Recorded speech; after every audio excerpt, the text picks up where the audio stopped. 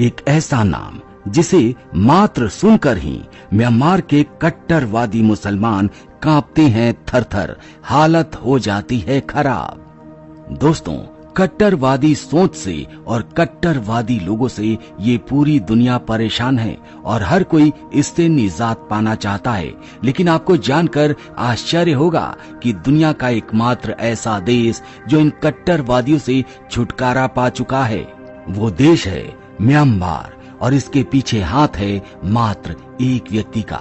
आपको जानकर हैरानी हो रही होगी कि भला एक व्यक्ति इन कट्टरवादियों से छुटकारा कैसे दिला सकता है। लेकिन दोस्तों, ये बात बिल्कुल सच है और उस व्यक्ति का नाम है वीराथू। जी हाँ, वीराथू ही वो नाम है जिसका नाम सुनकर वहाँ के कट्टरवादी थर-थर कांपते हैं। जो काम अमेरिका, फ्रांस, भारत, रूस कोई नहीं कर पाया, वो बर्मा के वीराथू जी ने कर दिखाया है।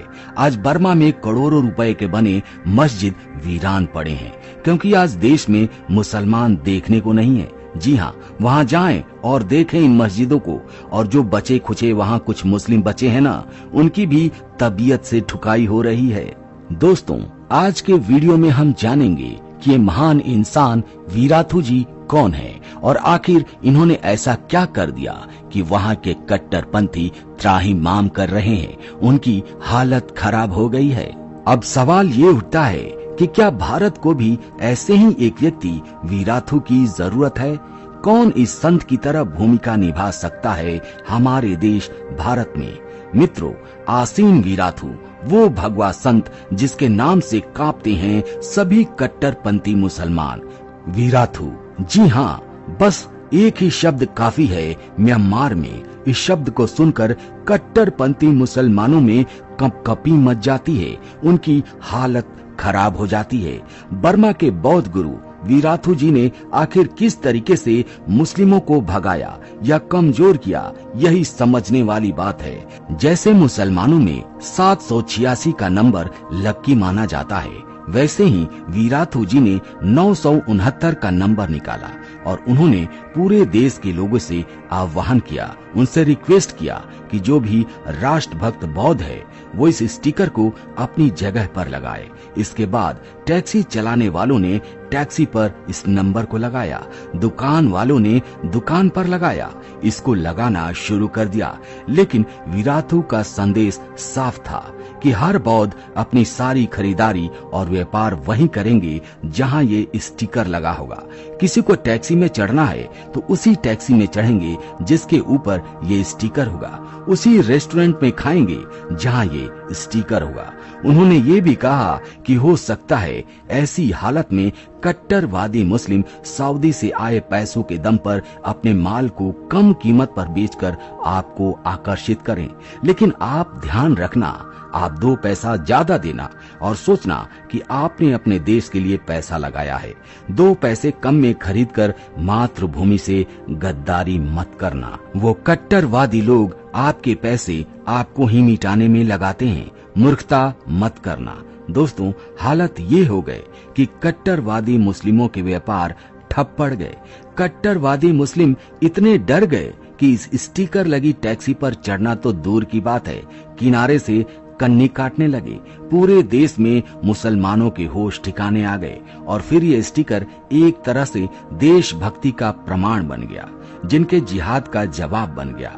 और इस अनोखे आइडिया का प्रभाव आप देख सकते हैं कि आज बर्मा से कट्टरवादी मुस्लिम भाग चुके हैं।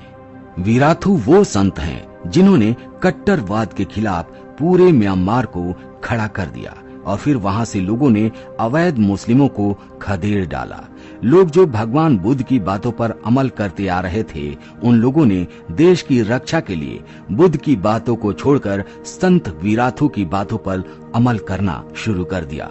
वीराथू ने कहा, चाहे आप कितने भी दयावान हो और कितने ही शांति प्रिय हो, पर आप एक पागल कुत्ते के साथ नहीं सो सकते, अन्यथा आपकी शांति वहाँ कोई काम नहीं आएगी और आप बर्बरता से खत्म कर दिए जाओगे। उन्होंने कहा कि शांति स्थापित करने के लिए हथियार उठाना होगा, शांति के लिए युद्ध भी जरूरी है। ये सारी बातें वीराथू ने गीता से सीखी थी और फिर कट्टरवाद की बीमारी झेल रहे म्यांमार के लोग एकजुट हो गए, वीराथू के लिए जान लेने और जान देने को तैयार हो गए।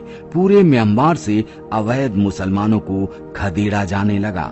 वीराथू के प्रवचन को अगर कोई सुने तो उसे लग सकता है कि शांत स्वरों में मोक्ष प्राप्ति की बात चल रही है। जी हाँ दोस्तों, ये हमारे लिए बड़े गर्व की बात है कि वीराथू जैसे संत भी हमारी भगवत गीता को पढ़ते हैं और वहीं से वो सीख लेते हैं।